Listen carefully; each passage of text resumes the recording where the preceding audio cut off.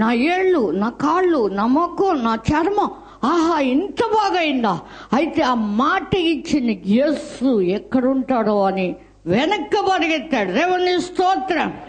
అప్పుడు యేసు ఎదుట సాగిలపడి యేసుని ఘనపరిచాడు. దేవుని స్తోత్రం. కనుక గొప్ప శబ్దంతో దేవుని స్తుతించుకుంటూ యేసు ఎదుట సాగిలపడ్డాడట. ఈ అన్యుడు తప్ప దేవుణ్ణి మహింపరిచేవాడు ఒక్కడు కూడా లేరా, 90 శుద్ధులేడు కారా అన్నాడు. దేవుని స్తోత్రం. ఎవరిలో యేసు మాట నిలిచింది? శరీర స్వస్థతను ప్రేమించారు కానీ యేసును వారు ప్రేమిస్తే అట్టు కాదు, ఆయన తట్టు తిరుగుతాడు. దేవుని స్తోత్రం. ఎందరూ యేసుని అంగీకరించదరో వారందరూ దేవుని పిల్లలవటానికి ఆయన అధికారం ఇచ్చాడట. నిజంగా యేసు దగ్గరికి రాలేదు, యాజకులు కానుకలు సమర్పించుకుని నీళ్ళలోకి వెళ్ళిపోయారు. దేవుని స్తోత్రం. ఇప్పుడు క్రీస్తు యేసు నందు ఉన్న వారికి ఏ శిక్ష విధి లేదట. దేవుని స్తోత్రం. కనుక ఆయన ప్రధాన యాజకుడు అన్న సంగతి వారికి తెలియదు కానీ మనకు తెలిసిందా లేదా? ఆయనే మార్పు లేని యాజకత్వం కలిగించేవాడు. దేవుని స్తోత్రం.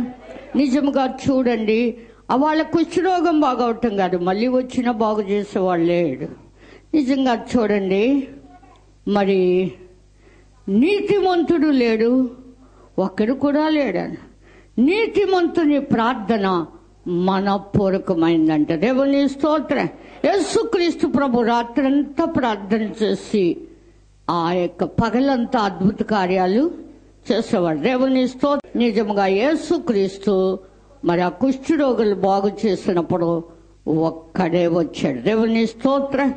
ఒక్కడే వచ్చాడా? 10 మందికి ఒక్కడు. దేవుని స్తోత్రం. అతడు దేవుని స్తుతించుకుంటూ వచ్చాడు. దేవుని స్తోత్రం. దానియేలు ఇంటిలో స్తుతించాడు, ఆ యొక్క సింహం గృహంలో స్తుతించాడు. ఈ కుష్ఠరోగి బాగయ్యి యేసుక్రీస్తుని చూడాలని ఆశతో ఆయన మాటలో ఉన్న ప్రభావం తన శరీరాన్ని బాగు చేస్తుంది కనుక అక్కడికి వెళ్ళాడు. దేవుని స్తోత్ర. శరీర స్వభావము గలవారు దేవుణ్ణి సంతోషపెట్టలేరట.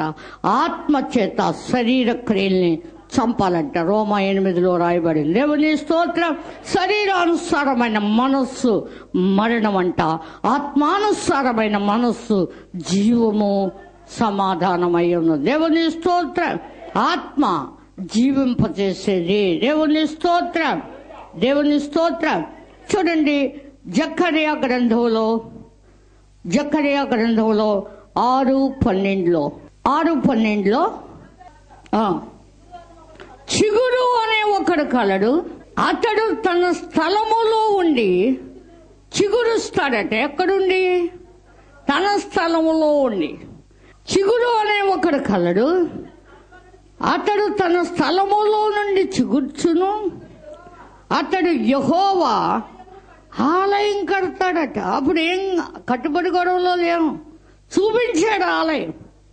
3 కోట్లు తిరిగి సంపాదించింది ఈ చిన్న ముక్క ఆలయమా కట్టటమా అని మా అమ్మగారు అంటే కట్టినట్టే చూపించాడు. అందులో నేను నడిచాను అన్నాను. దేవుని స్తోత్రం. పాల్యాంగచం అంటాడు, 40,000 మంది పట్టే ఆలయంలో నేను కట్టక ముందే నడిచాను అంటాడు. దేవుని స్తోత్రం. కట్టక ముందే నడిచాడు కనుక దేవుడు అతనికి కట్టించి ఇచ్చాడు అన్నమాట. దేవుని స్తోత్రం. అలాగే కట్టక ముందు నడిచిన ఈ ఆలయం 2 భాగాలుగా ఉంటాం నాకు చూపించాడు. లోపలికి వచ్చాను. నిజముగా ఆలయం సత్యకృప పుట్టిన టైంలో కట్టడం జరిగింది. దేవుని స్తోత్రం. దీనికి మధ్యన ఒక పగులు, ఒక బీట్ ఉంది. ఆ బీటు మధ్య నుండి నేను బయటికి మహిమలో ప్రవేశించినట్టుగా చూపించాడు. దేవుని స్తోత్రం. కానీ అప్పుడు బీటు లేదు, ఇప్పుడు జాయింట్ కలపటంలో బీట్ ఉంది. ఈ మందిరాన్ని కూడా దేవుడు ఇచ్చాడు. దేవుని స్తోత్రం. ఆ చిగురు నీటి చిగురు యేసుక్రీస్తు. దేవుని స్తోత్రం.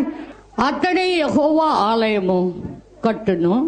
అతడు ఘనత వహించుకుని సింహాసనాసీనుడై ఏలును. సింహాసనాసీనుడై అతడు యాజకత్వము చేయగా ఆ ఇద్దరికి సమాధానము కారకమైన ఆలోచన కలుగుతాడు. దేవుని స్తోత్రం. అంతేకాదు, చూడండి, ఆ ప్రకటన గ్రంథంలో 5వ అధ్యాయములో, ప్రకటన 5వ అధ్యాయములో ముద్రలోని ప్రకటన 5వ అధ్యాయములో చూడండి, 4వ వచనం, 5వ వచనం చూద్దాం. ఆ పెద్దల్లో ఒకడు, ఏడవకు, ఇదిగో దావీదుకు చిగురట. దేవుని స్తోత్రం. దావీదుకు చిగురట యేసుక్రీస్తు. దేవుని స్తోత్రం. కనుక యెషయా గ్రంథంలో, యెషయా గ్రంథం 11లో, యెషయి మొద్దు నుండి చిగురు పుట్టును, దాని వేరుల నుండి అంకురము ఎదిగి ఫలించును. దేవుని స్తోత్రం. గర్భఫలము ఆయన ఇచ్చే బహుమానం. ఫలించుట, వేరుల నుండి అంకురము విశ్వాసము ద్వారా. దేవుని కుమారులు అబ్రహామే కాదు, అబ్రహాము కుమారులు ఎందరూ యేసును అంగీకరిస్తూ వారందరూ దేవుని పిల్లలు. దేవుని స్తోత్రం. కనుక ఇక్కడ లోకాన్ని నాశనం చేయటానికి, 7 ముద్రలు విప్పటానికి దావీదుకు చిగురైనటువంటి యేసుక్రీస్తు యూదా గోత్రపు సింహముగా 7 ముద్రలు తీసి ఆ గ్రంథం విప్పుటకు జయం పొందాడట. దేవుని స్తోత్రం. యేసుక్రీస్తు లేదే ఆయన దాటి మన మీదకి ఏ తెగులు రాదు, ఏ కీడు రాదు. దేవుని స్తోత్రం. యేసుక్రీస్తులో మనం ఉంటే ఆ మహాశ్రమలకి మనం ఆ యొక్క మృత్యువుకు మనం లోబడం. దేవుని స్తోత్రం. నిజంగా అతడు నా ఆలయం కడతాడన్నాడు. ఆయన్ను జ్ఞాపకం చేసుకోవాలి. యావత్ బాధలో బాధనుందే దేవుడు తన దూతను పంపించి, ఆనాడు సింహము నోళ్లే కాదు, ఈనాడు గద్దించు సింహములను మింగాలనుకున్న అపవాది నోరు మోయించుటకు ఆయన సమర్థుడు. దేవుని స్తోత్రం. హల్లెలూయా, హల్లెలూయా. కనుక చూడండి, మత్తయి సువార్త 3వ అధ్యాయములో కూడా చూద్దాం. మత్తయి సువార్త 3వ అధ్యాయములో 15వ వచనంలో యేసుక్రీస్తు బాప్తిసం పొందటానికి యోహాన్ దగ్గరికి వస్తే, యోహాన్ అంటాడు, నేను నీ చేత బాప్తిసం పొందాలంటే నువ్వు నా దగ్గరికి వచ్చావా అన్నాడు. యేసు అంటాడు, ఇప్పటికి కానిము నీతి యావత్తు ఇలాగు నెరవేర్చుట మనకు తగి. నీతి నెరవేర్చటం అంటే దేవునికి లోబడటం. ఒకడు నీతి మూలముగా, ఆత్మ మూలముగా జన్మించాలి, యేసు చెప్పిన మాట. కనుక యేసు మాటకు లోబడి అది దైవ చిత్తం అని గ్రహించి మనం బాప్తిసం పొందాం. యేసు కూడా యోహానుతో బాప్తిసం పొందాడు. దేవుని స్తోత్రం. చూడండి, యోహాను సువార్త 1వ అధ్యాయం 30వ వచనంలో బాప్తిసం ఇచ్చే యోహాను సాక్ష్యం ఇస్తున్నాడు. ఏమనో చూద్దాం. 30వ వచనం, నా వెనుక ఒక మనుష్యుడు వస్తున్నాడు, ఆయన నాకంటే ప్రముఖుడు గనుక ముందటివాడు ఆయనని, నేను ఆయన్ని ఎరుగనైతిని గాని ఆయన్ని ఇశ్రాయేలుకు ప్రత్యక్షపరచుటకు నేను నీళ్లలో బాప్తిసమిచ్చుచూ వచ్చాను అన్నాడు. దేవుని స్తోత్ర. ఇశ్రాయేలీలందరికీ లోక పాపాలు మోసుకొని పోయే దేవుని గొర్రెపిల్ల ఈయనే అని సాక్ష్యం ఇవ్వటానికి యోహానికి దేవుడే చెప్పాడు. దేవుని స్తోత్రం. ఆయన నేను అడగను, కానీ నీళ్లలో బాప్తిసమిచ్చుటకు నన్ను పంపిన వాడు ఇశ్రాయేలుకు ప్రత్యక్షం అవటానికి నేను నీళ్లలో బాప్తిసం ఇస్తూ వచ్చాను. దేవుని స్తోత్ర. ఈ నీళ్లలో బాప్తిసం ఇచ్చుచూ ఉండగా ఆకాశము తెరవబడి పరిశుద్ధాత్మ పావురాకారముగా ఆయన మీదకి దిగి రావటం యోహాను చూశాడు. దేవుని స్తోత్ర.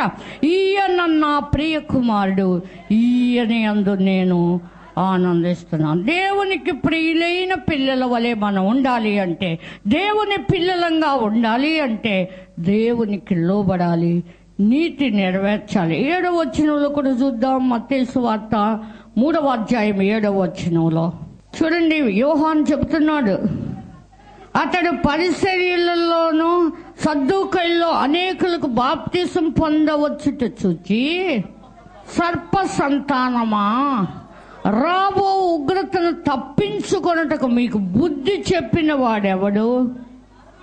మారు మనస్సుకు తగిన ఫలాలు ఫలించుడి. దేవుని స్తోత్రం. వీళ్ళు సైనికులు, వాళ్ళలో ప్రేమ ఉండాలట. దేవుని స్తోత్రం. నీతిని అనేకులకు వెదజల్లాలి. దేవుని స్తోత్రం.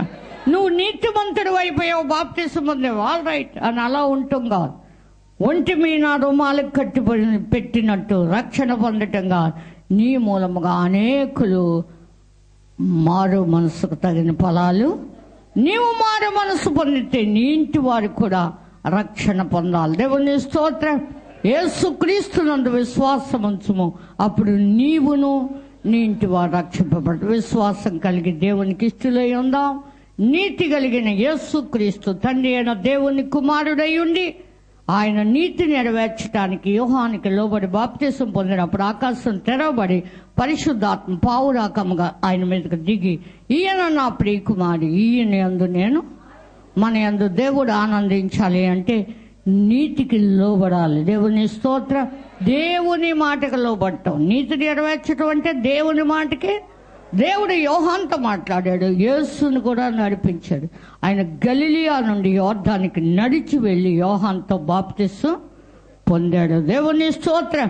యేసుక్రీస్తు మార్గాన్ని సరళం చేయటానికి యోహాను గారు ముందుగా వచ్చాడు.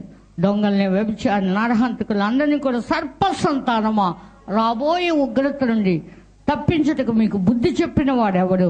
మారు మనస్సుకు తగిన ఫలాలు ఫలించి, నీతి ఫలించాలి అంటే లోబడాలి దేవునికి.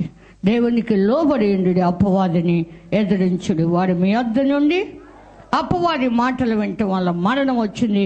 క్రీస్తు మాటకు లోబడితే జీవంలో ప్రవేశిస్తాం. దేవుని స్తోత్రం.